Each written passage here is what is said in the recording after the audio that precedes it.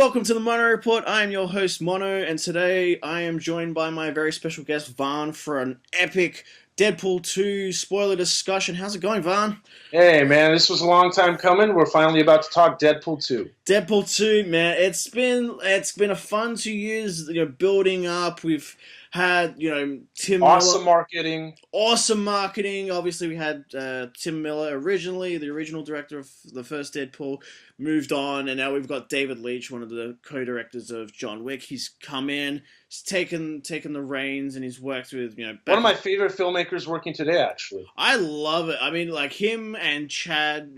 Chad's off doing John Wick 3 at the moment. I retract my statement. One of my favorite filmmakers and one of my favorite action directors of all time. Oh yeah, just all the stunt work and just everything has kind of contributed, through the Matrix and everything has just been amazing to the film industry. Everything these guys have done, just yeah.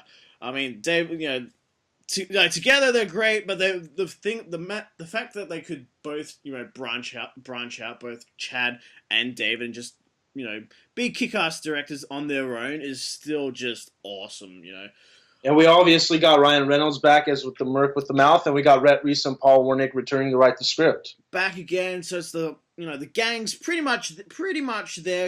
We don't have Tim Miller, but most we will talk about that. That's a huge point. We got to talk about that. So it's been a few days since the film came out. My non-spoiler review, I gave the movie a 6.5. I did enjoy it. I thought it was still really funny. I still really enjoy the jokes and everything. Well, it's definitely entertaining. I actually gave it the same I gave basically the same score. Yeah, it's still like a really entertaining movie. I think like everyone can go out and just have a ball with it. It's gonna be you're still gonna laugh. You're going to get your money's worth. It's very funny. You're going to get the jokes that you want. You're going to get the action you want. Ryan Reynolds steals the show once again with a great supporting cast. We're going to talk all about that. And this is, again, spoiler review, baby, so we're going to go all in on this. Super spoilers, guys. So this is really, Deadpool, it's like, the first Deadpool, I described the first movie as very much like lightning in a bottle. It was just that time where it was like, we had no idea what it was going to be, and it kind of shocked everyone. And I remember I saw the first Deadpool in theaters, I think like 3 or 4 times or something, because I just wanted to like take people over and over and be like, you've got to like see Deadpool, because this is just unlike, everything. I just wanted to like see their reaction because it's just so funny and crazy and be like, oh yeah, I saw it many times in IMAX, and it's one of those perfectly made movies where it's about 2 hours. It goes by like it's only 1 hour. The fucking jokes are amazing. The pace is just perfect. It just nonstop. Great beats, great action moments, great emotional moments. The movie's actually very surprisingly emotional the first time I saw it. I'm like, wow, I actually care about these characters, and that's what propelled the action, propelled the humor. Everything was fantastic in that movie. One of the greatest comedies ever made, one of the greatest superhero movies ever made, in my opinion. For 10 years, Ryan Reynolds is trying to begin this movie made. He's been teasing it. We got that leaked footage. We got some marketing before that first movie came out, and it worked. And I think we all, up to that point, believed it was going to work. At least a lot of fans thought, yeah, we're ready. Just give it to us. So we know what the kind of humor you're going for. We love it. Just stop teasing and give us the movie. And man, it opened on Valentine's Day. It did huge numbers. At the center of it was a love story between Wade and Vanessa. Great side characters with Negasonic Teenage Warhead and Colossus. Great villain in Ajax. It was everything we ever wanted from a Deadpool movie and more. And does this sequel live up? We're going to talk all about it right here. Damn right. Well, the thing with Deadpool 2 is, as I was saying in my review, it had a lot to sort of, I think, live up to. I think there was a lot of pressure on the guys. That was a fantastic review. I really enjoyed this. Thank you very much. No, it was like, I was saying, it was just, I think the guys, Ryan and, Paul Wernick and Rhett Reese, they had a lot of pressure to really amp everything up this time, whereas sort of your usual sequel was like, okay, we're going to add more Deadpool, more jokes, higher stakes, bigger budget. Again, we've heard the stories. I mean, we don't know officially what would be on the scenes, but again, one of the biggest reasons that we were told that Tim Miller departed the project in the first place was because he wanted to keep the budget the same, focus on character. The studio inevitably wanted a bigger budget. They wanted to go into crazier places, and they did that. And the review I gave for it wasn't. I said this is the sequel I expected. It wasn't as great as the first. Definitely not for me. The pacing was a little off. Some of the jokes felt placed just for the sake of humor, and sometimes the jokes didn't come out of the narrative. And again, the first movie had a lot of stupid jokes, but at least they made sense. It was smart humor. Shout out to Robert Meyer Burnett, who had said that as well, because he said the same thing, that the first movie had a lot of wit. This one was missing a little bit of it. And again, it's a biased thing, and I'm going to admit it. I can admit when I'm biased. But I felt like the movie didn't live up for me, but I still walked out. I've seen it twice in IMAX. I saw it back to back. I did the double IMAX feature, and then I did another showing right after. I'm so glad I did the double feature, because though I've owned the first movie and I've seen it many times, I'm so happy to watch it back to back to see if the arc continues great and if the consistency is there. The consistency is there. The arc is great. I mean, this is spoilers, baby, so we're going to talk about all of this. I was blindsided for the fact that, look, as filmmakers, we know plot and we know where things usually head. I was blindsided by the fact they killed Vanessa, because I'm watching the movie and I'm going, wow, this is the emotional core of the story. I'm invested right now, and it gets investing until the convoy scene for me, and then the third act is basically a little bit of a mess. I care about the Fire Fist character. I care about that. I thought it was really sweet that Wade has to realize he has to be selfless, has to put somebody before him, save this kid from becoming a monster that everybody says that he is, basically preventing Cable from killing him. I thought the intention was there, and majority of the time it worked.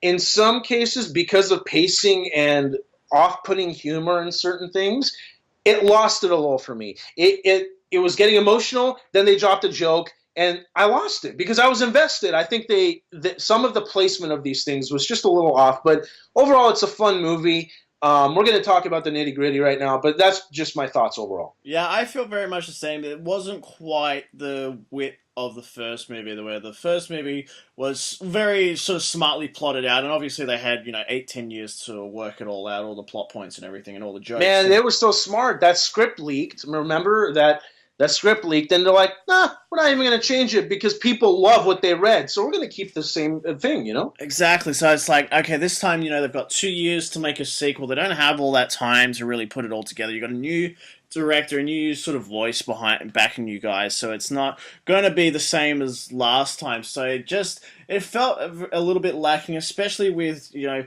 we had these reports sort of before the movie came out, especially, again, another shout out to Robert Meyer Burnett, who was saying, oh yeah, this dude's going to get a lot of shout outs. He's going to get a lot of shout outs in this episode, who said, happy belated birthday to him, by the way. Very happy belated birthday to everyone at Collider Heroes. They all had it the same week. Great month to have a birthday. Great bunch of guys.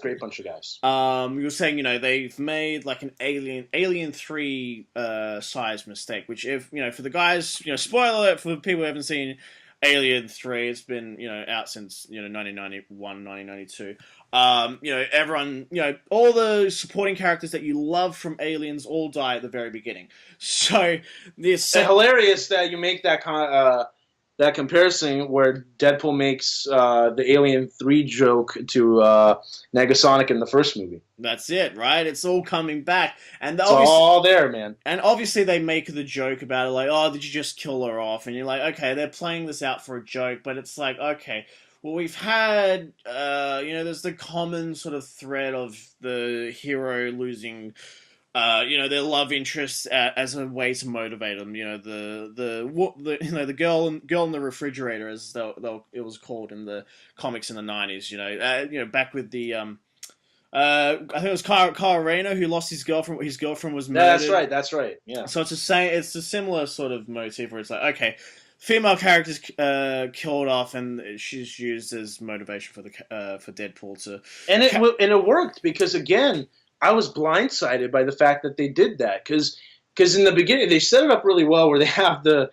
amazingly hilarious Logan music box of him dead from the last scene of his death scene in Logan, and then he's sitting on a couple of barrels, and he makes this joke about, oh, so how do I compete with the main X-Men star having a spectacular death? You know what? I'm just going to do the same thing. And he blows his apartment up. And then you feel like, okay, he's just doing that as a joke. He blew himself up just for the laughs, and we know he's going to be back. I was blindsided for the fact that, no, he's committing suicide because that he can't live without Vanessa. And I was blindsided for the fact that they killed her. And I thought, and again, that was the motivation for me going into this movie. I was like, oh my God, he's going to have a revenge thing. This is honestly what I thought, dude. And this is when I started to create the story in my head, as we all do as the movie progresses, trying to speculate what happens. Because we all know that Cable is a time-traveling dude. So what I thought in this movie, you're going to have Cable and Deadpool try to get along, even though they're going to have this amazing banter, try to stop Fire Fist, but somehow Deadpool has to make himself get along with Cable because he realizes, oh, maybe if I can go back in time with this dude, I could prevent Vanessa from getting killed. They didn't go that way. That's where I thought it was going to go right after it happened. So we're obviously dealing with time travel. Vanessa's dead. Wade's going to use Cable to go back in time and rescue her. That didn't happen. Obviously, they play with that a little bit in the plot. Didn't happen, but that's okay. But, I felt like that's where I felt like this movie lagged a little bit. I had the feeling that you could have done something like that with higher stakes, more personal. Again, Fire Fist had a great plot about, which has been going on through all the X-Men movies, about equality and how people see you different, and they call you, they see you as a freak, but you shouldn't take that personally. That's just kind of the same thing they did to this kid who eventually eventually in the future becomes a killer because nobody gave a shit about him. He felt like he had a rage against the world, so he was taking people out. He killed Cable's family, so Cable has to travel to Deadpool's time to prevent Fire Fist from becoming this monster, basically killing him to prevent him from ever becoming a monster, and Wade realizing, no, I can save this kid. I thought that was very sweet, but something was missing. And I said this to you, John, but when we came back from the movie that night, that I felt bad. I still feel bad giving Deadpool a satisfactory grade instead of a higher grade. I wanted to give Deadpool 2 a high grade. There was just something missing, and the effort is there, and I'll tell you what I think it is. And I've had a lot of discussions with a lot of people about this. As all of you listeners who are film fans know how important a director is, but for the average audience, let me explain. You have Rhett Reese and Paul Wernick, who are essential in writing the script. You have Ryan Reynolds, who is Wade Wilson, a.k.a. Deadpool. But Tim Miller was half of that equation so if you have 25-25, that's Rhett Reese, Paul Wernick, and Ryan Reynolds for the first half of Deadpool 1, that other half is Tim Miller. Tim Miller knows how to direct action. Tim Miller knows how to get the emotional beats of the characters. He knows how to ground the movie in emotion. I was so surprised, bro, with that first movie, knowing how crude and sexual and violent that first movie was going to be. Had no idea how emotional that movie was and how much the action, the violence, and even the sexuality helped that story. It was missing here. There was something missing, and I have to be honest when I give my reviews. I couldn't grade this any higher because I honestly felt, and I still do, maybe over time it'll change, but right now I feel like Tim Miller his absence was felt here, and I cannot deny. And it's not David Leitch's fault. David Leitch did an amazing job for what they gave him, but this was Tim Miller's baby. And if you had read any of the interviews that he had done about leaving, the dude was sad. Like, he really, really wanted to work on this sequel, and unfortunately they didn't give him the liberty to do what he wanted this time around. So, stuff happens, and as a result of Fox wanting to change a little things, this is what we got. And I'm not going to trash anybody for it, but this movie is what it is because of the absence of Tim Miller. It's the best I can explain it. Yeah, exactly. I think they very clearly went for a guy who could direct. Sorry about that. That was a very long spill, but I feel like I had to say it. It was passionate. I loved it. It was like they clearly went for someone who was going to be, a great action choreographer, because you've got David, who works very much in camera, we see that in John Wick. It's all in camera, a lot of in camera Helping fight Captain America work. Civil War's court sequence. Yeah, that's it. It's like it's everything is all it doesn't work with much CGI. I mean, there is CGI. There's a lot more. This film has a lot more CGI than he's ever The worked with budget's way before. higher. Budget is way higher than anything he's ever worked with before. So there's But that combo chase is awesome. amazing. But it's like okay, Action's great. Action's but again, what have great. we learned?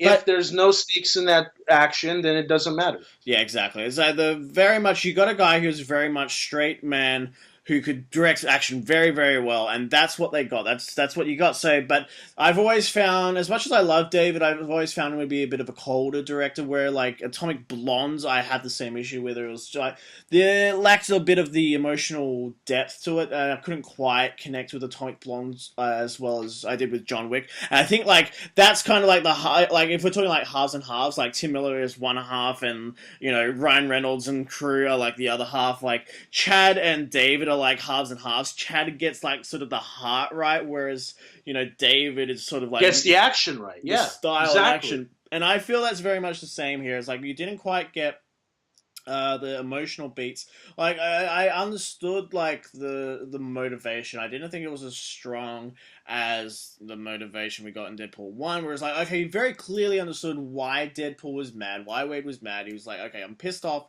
with, Francis for ruining my life, separating me from Vanessa, all that. So you had a very clear it's a very romantic story, like I said. Well, that's it.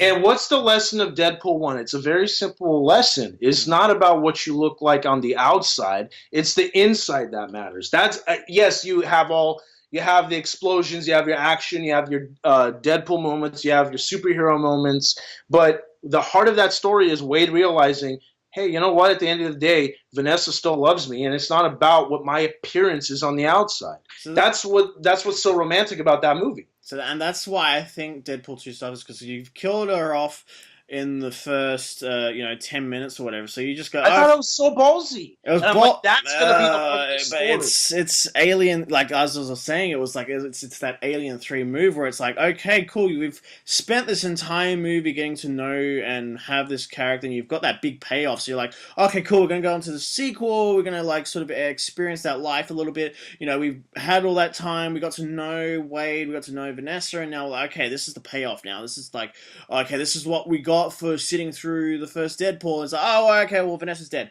And so it's like... it kind of retcons the whole thing, huh? It retcons, but the thing is, it just lacks for the rest of the movie, because this is the thing, I didn't really buy...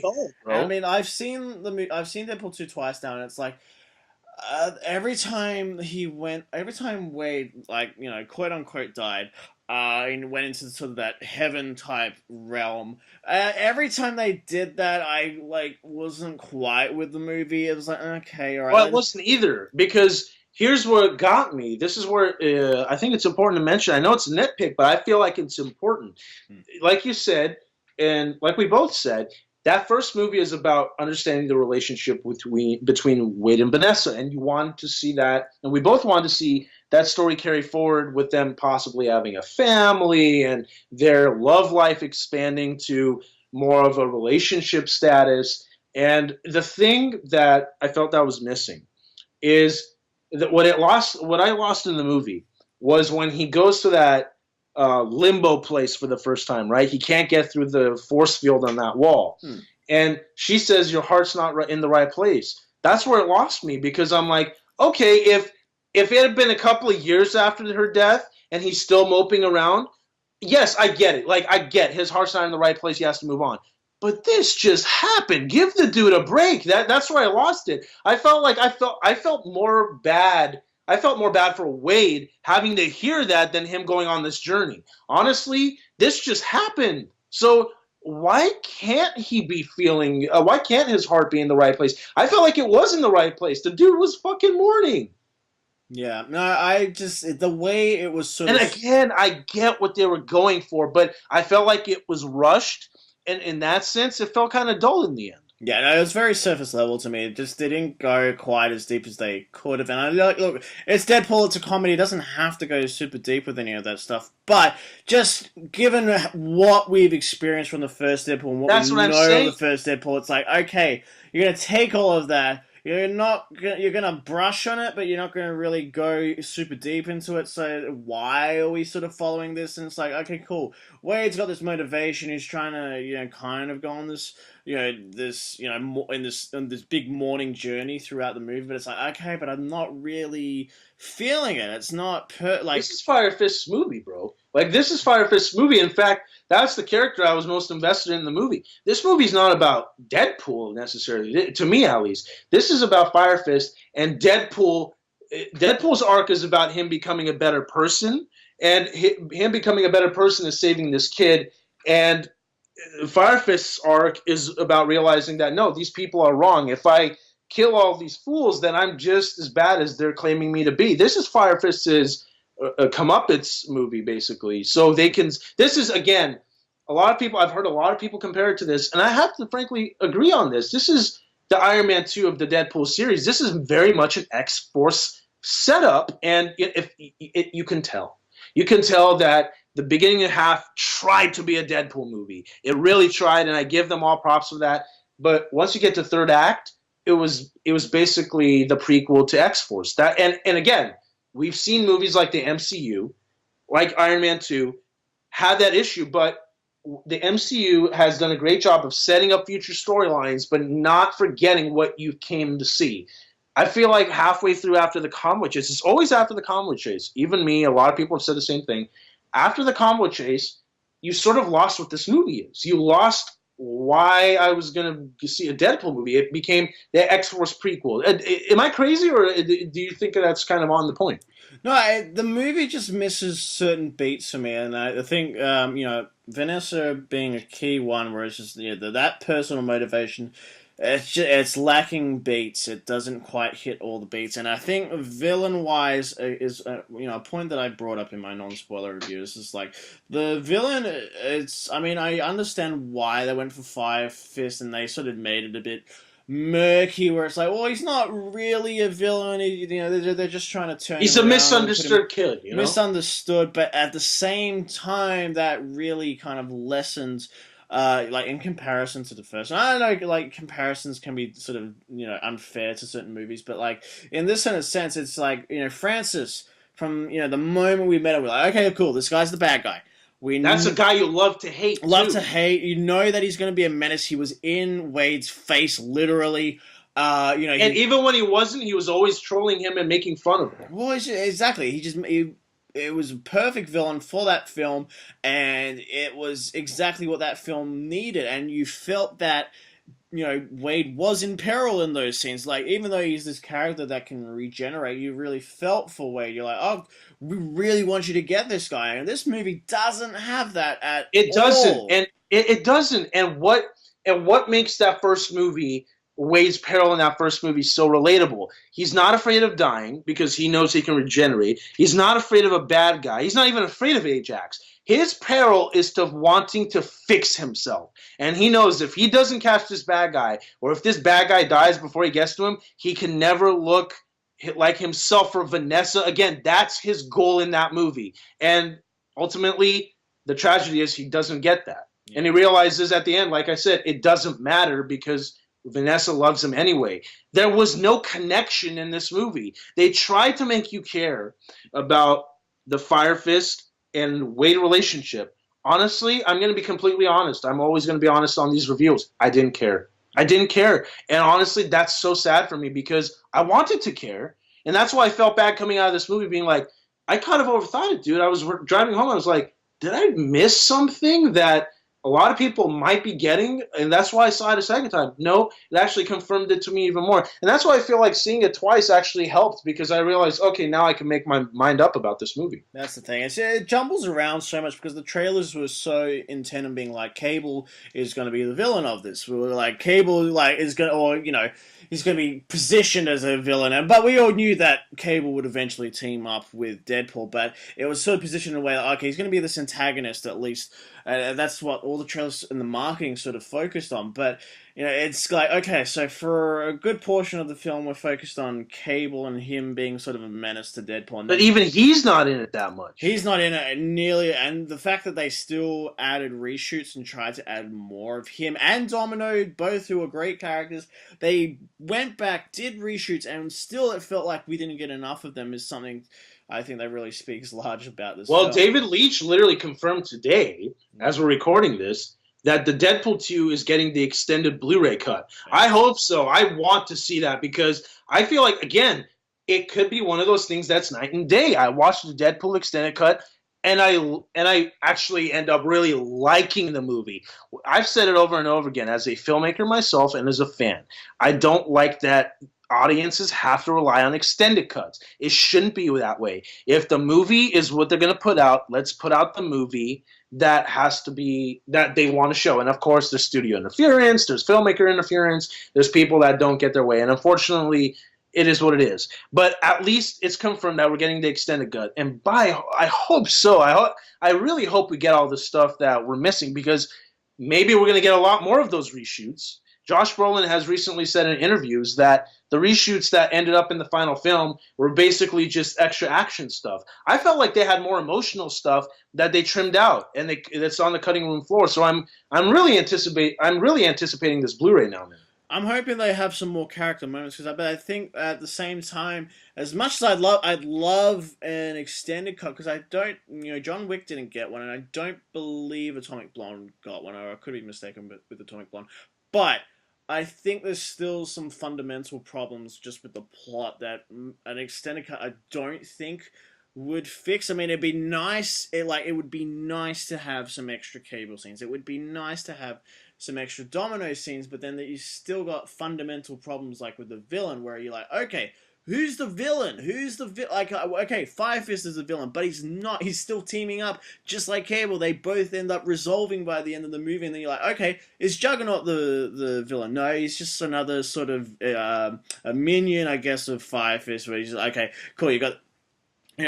Finally, like a faithful version of Juggernaut on screen. Mo-Captain voiced by Ryan Reynolds, which I really like. It's awesome, by the way. But okay, it's like, all right, cool. We got great scenes. He's ripping Deadpool in half and everything. But Juggernaut's not the main villain. He's just a thug there to fight Colossus, right? He's just there to be like, okay, cool. We could get Juggernaut, even though he still looks like he's a PS3 villain. Like the exactly CG did not. But do I any like favors. how he sort of also looked from X-Men: The Last Stand as well, though. I do appreciate the chromed helmet and all that. Like, as much as like people give X-Men: The Last Stand shit, and look,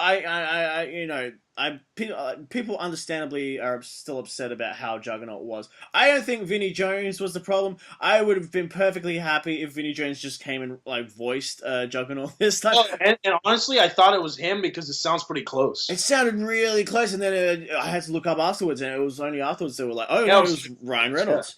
Yeah. Well, here's a quote from David Leitch himself, the director, where he talks about the extended cut, where he goes, the suicide scene is in there, and there's a scene in the mansion in the kitchen over breakfast. There's some extra Domino stuff. There are a lot of fun little bits, and there's a lot of alternates. We're looking for every place we can put alternates. So that tells me, dude, that at some point we're going to see a very different movie here. Yeah, I think we're going to be seeing. Yeah, I hope a lot more character work, a lot more so hopefully just some more Cable stuff. Yeah, because Josh Brolin was really put in the back end. He was great. I love Josh Brolin as Cable, but again, I understand why Brolin has actually come out in interviews and said, yeah, I actually like playing Thanos more because that character was deeper. Pissed off a lot of fans, but you know what? I totally get where he's coming from. I absolutely agree with him. It's just with Thanos, he got to be the main character of his film. And if you guys haven't heard a spoiler review for Infinity War,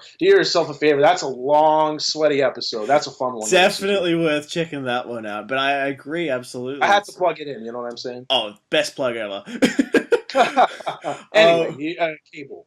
Cable, yeah. I mean, Josh Brolin has sort of come out and said, this is very much an introduction to the character that we're going to see spread, his story spread out over the next, 4 films or whatever that he's contracted to. A lot of stuff. So and by the way, he is so excited, just like I am, for Drew Goddard doing X-Force, because that's going to be, oh my god, so good. X-Force is going to be a big one. But we'll, I mean, one thing I'm sure we'll find a spoiler review in the future for that one. Oh, that's going to be coming for sure. But one of the going back to like deleted scenes and stuff. I bet you if we're going to go into some of the post credit stuff quickly. Oh yes, may I do the honors because I gotta see it. Yeah, I mean, I just quickly. I think there's definitely going to be some of the ones that they've come out and said were cut, like the baby Hitler one and stuff that were cut out. Yeah, you know what? I was so anticipating that because they even say it in the movie. I'm like, oh my god, we're gonna see it's that. Set up. The joke is set up. Obviously it was cut out, but I bet you that's going to be on the Blu-ray. But yeah, the alternate edition. But by all means, go ahead. Oh man, like it's exactly what we've ever wanted is for Deadpool to go back in time. Man, they even trolled the audience by going like, "Hey man, you want Hugh Jackman in Deadpool 2? We'll give you X-Men Origins Hugh Jackman." It's not him reprising the role, but it's still him. So we got Hugh Jackman in there, and we also got Deadpool coming out and killing Weapon 11, aka X-Men Origins Wolverine Deadpool, and got a shot in the head 10 times, which got a standing ovation in my theater. Oh, and then when Ryan Reynolds literally reads the script of Green Lantern and says, "Welcome to the big leagues, kid," and then Deadpool shoots him through the fucking skull and says, "You're welcome, Canada." They saved that. So in that universe, in the Deadpool universe, Weapon 11's retconned and Green Lantern's retconned, boy. Which it's so weird. I mean, I got a standing ovation. It was. I'll say that, man. The MCU post-credit scenes are one thing, so I cannot compare them. But this is one of the best, if not the best, post-credit scenes I've ever seen. I mean, it's just if you know that history of Ryan Reynolds, everything they sort of set up, it's just the payoff is so beautiful. So especially perfect. especially this week when Warner Brothers Twitter goes out and says, "Hey Ryan, we need that ring back," and he's like, "Man, if we used the Nova ring instead of this shit, maybe none of this would have happened." So the dude's still trolling with Warner Brothers. And that stuff's going to keep going on if they ever do Deadpool 3. We're going to keep getting that joke. And if you guys really think he's sticking the middle finger to Warner Brothers, yeah, he is, but he's doing it all in good. They're all playing around. Teen Titans Go are all in the joke. Everyone's in on the joke. It's all good fun in the end. It's all good. Even Hugh Jackman has been on that joke with the Weapon 11 Deadpool from Origins. But I was going to say, with the Weapon 11 popping up, I mean, again, it's this whole movie again just puts the whole timeline, the continuity. Just no one cares, right? Like, yeah, exactly, and which is hilarious because in a world where we're supposed to be in the modern age and the modern era, and there you got McAvoy Xavier and prequel era X-Men. Prequel era X-Men, and Negasonic is using a smartphone. But hey, Deadpool jumps timelines without anybody knowing for whatever reason, and it works for him. Yeah, I don't think everyone's like, it's like, look, these guys were shooting Dark Phoenix at the time. Let's just chuck them in for a quick cameo. We can shoot. And plus, Deadpool jumps timelines inconsistently all the time and never gives an explanation, so it makes sense. So whatever, it's the character. He's going to be breaking the fourth wall. It's like, all right, it doesn't matter. I mean, everyone's kind of given up on the X-Men timeline anyway. And the last jab at Wolverine, man, if you guys have seen the movie and didn't recognize it, watch it again, because during the Deadpool quote-unquote death scene, they play the Logan death score in the background, which is hilarious, by the way. That's insane. And every time he comes back, they just replay the same moment over and over again from the score. Man, that's great. But honestly, I hope so. I hope in the future, that I said this today with my film crew, I hope in the future, with X-Force and possibly another Deadpool movie, make Wolverine jokes here and there. But it seems like you went full on and full out in this one to make fun of Wolverine, which is always fun. But slow it down a little bit. You did too much in this one, which was great. If they do more like this, I think the joke's going to get kind of old. So I think they pulled all their jokes out of the basket in this one, and they should die down the Wolverine jokes for a little bit. Yeah, I think this is very much like that companion piece to Logan, where it was like, all right, we're going to play off everything that happened on Logan. And the opening music box is him, and the stick that impales Logan is literally the button to press the music box. Oh, exactly. And I want to buy one of those. I really want to see if they can sell them. If they put them up I know people are gonna go crazy for those because everyone gets a laugh out of the scene. And Just Etsy will probably get somebody to make a fan made one. oh, absolutely, it has to Come happen. on, you go buy that. You'd buy that for your room. Oh, absolutely, that thing was Yeah. insanely cool. Yeah. And I guarantee you, Ryan Reynolds has that at his house. Oh, I bet you. I bet it's just like on his desk, and he just whenever he's writing or whatever, he's just like, there it is. He gets inspiration, just plays it. Something I want to bring up. I think Tyler Bates did a great job with the score. I didn't mind it. I mean, it was. I mean, look, it The wasn't junky. Juggernaut choir score was pretty bad. Yeah, exactly. Just the whole holy shitballs. Yeah, they have it. They have it in the movie, and then that's the final score / cue you hear in the credits. But I actually dug Junkie XL's more. I definitely agree. Yeah, absolutely. I mean, it's yeah, Junkie XL for me is still above and beyond. But it's look, Tyler Bates is fine. He's not. Yeah, It sounded like his Watchmen score. Zack Snyder plug in there. It definitely felt like definitely sounded like his Watchmen score, and it did, and it was pretty good. It serviced the movie. It serves the movie absolutely, and I think that's what Tyler Bates' scores usually do. They're usually pretty good at servicing like the movie. Like, here you go. It's not gonna like blow your mind. It's not gonna be like a Hans Zimmer score or whatever. It's like, okay, cool, we're gonna be listening to this. You can listen to it over and over and over again. It's the only score track I'll probably buy is the Holy Shitballs track. That's it. And that and the X-Force remix of the Deadpool. Yeah, but all they say is X-Force, and the rest of the lyrics are pretty much the same. Yeah, exactly the same. But I want to touch quickly on the. Okay, we've mentioned one. We mentioned the X-Men cameo, but now there's 3 other. Oh, actually, we'll say 4. There's 4 other cameos, big cameos. Yes. So first one I'll bring up is going to be the biggest one. Is going to be Brad Pitt. Oh man, I knew he was in the movie because somebody said that, but I didn't know who he was playing. And then once Vanisher, because you're sitting there in the movie, and you're like, okay, they're going to reveal Vanisher at some point, so who's it going to be? And then when he's getting electrocuting, and it's not even Brad Pitt screaming, it's just his face wide-eyed, and that's it. It was the most hilarious thing I've ever seen. No speaking line or anything, and I really had to look twice. I was like, who was that? And it's I caught it the first time.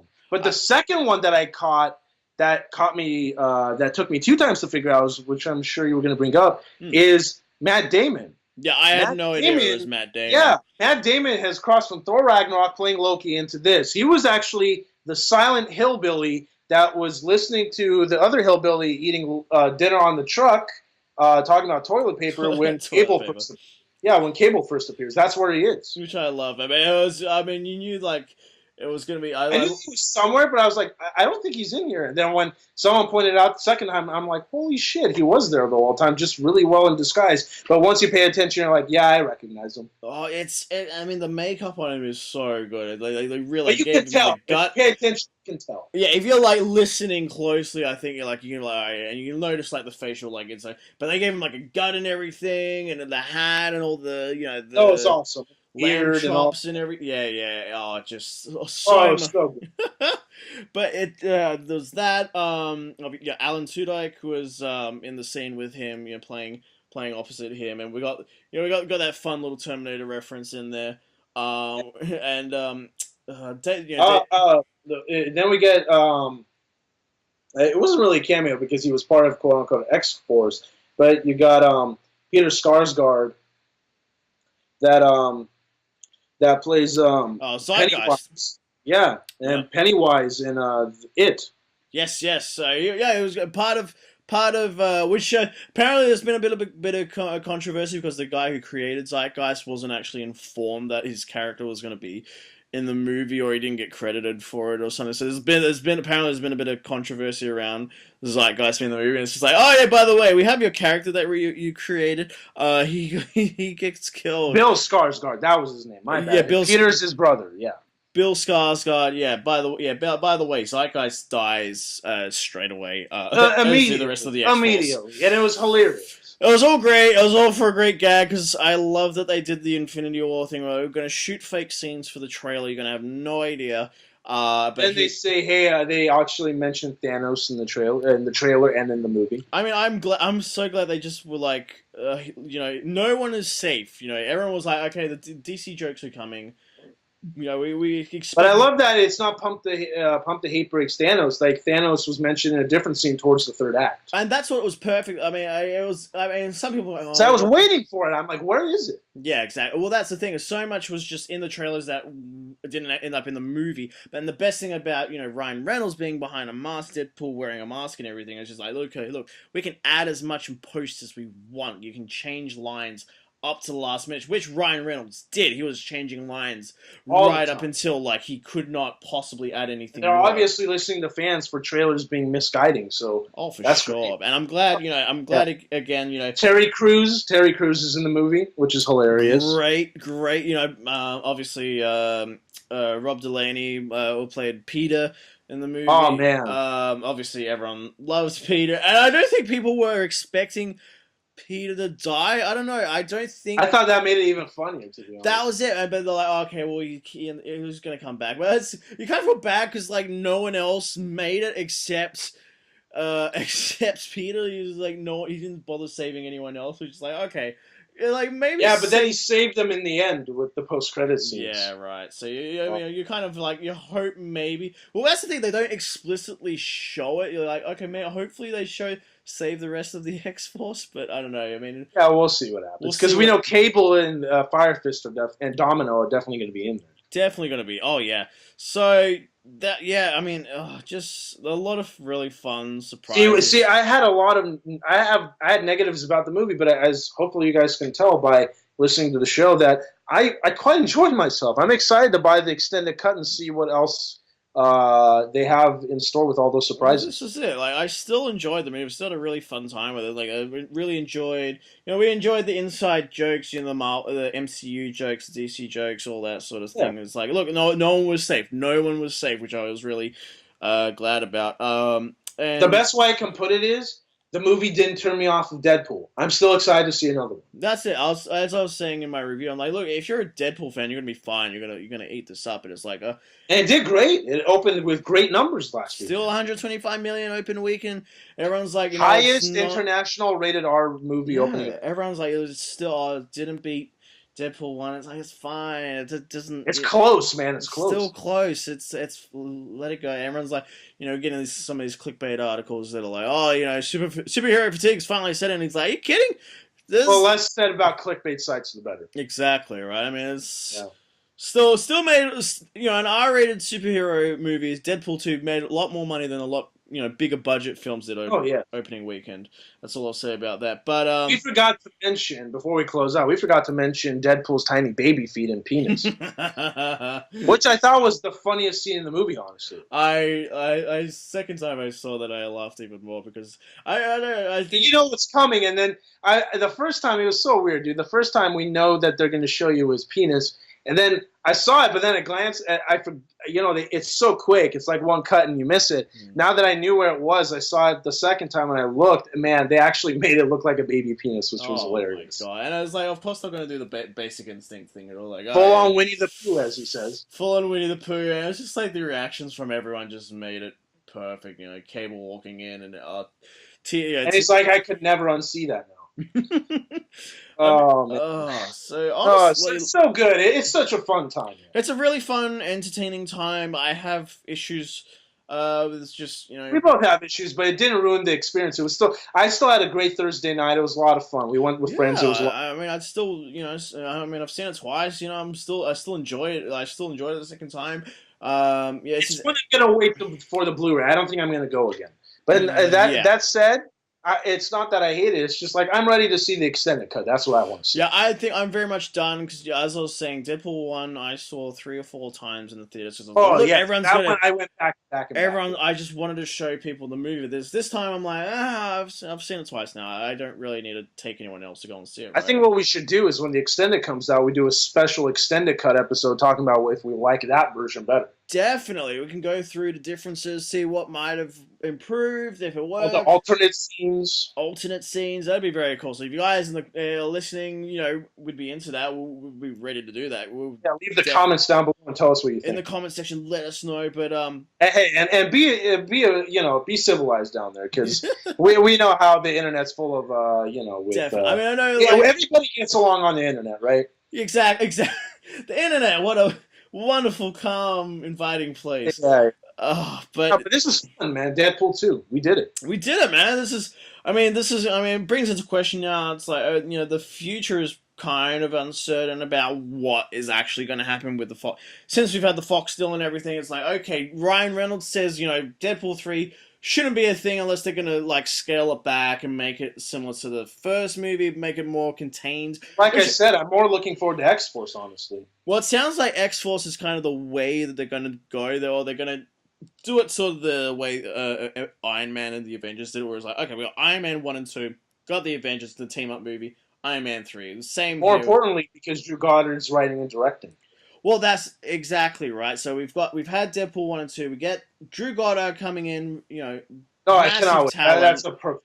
But it's whether they get it in time, if it's going to happen, because they basically have to start shooting it this year. I mean, the rumors are at the moment that it is shooting later this year. That's what Brolin said. And, and he said the reason he jumped again, I'm saying, I'm going to say Drew Goddard because Brolin said the reason he immediately jumped off for his contract to be more movies is because his name was attached to it. That's it. So I'm hoping. We have to wait for the box office. The hype is real. I'm really excited. Hype is real. Box office is coming in. Hopefully maybe in the next few weeks or something. Once the numbers start tallying up, we start seeing some big numbers. Then we go. We got Comic-Con coming up, so who knows? Oh, there's so many opportunities. So I'm hoping we get an announcement.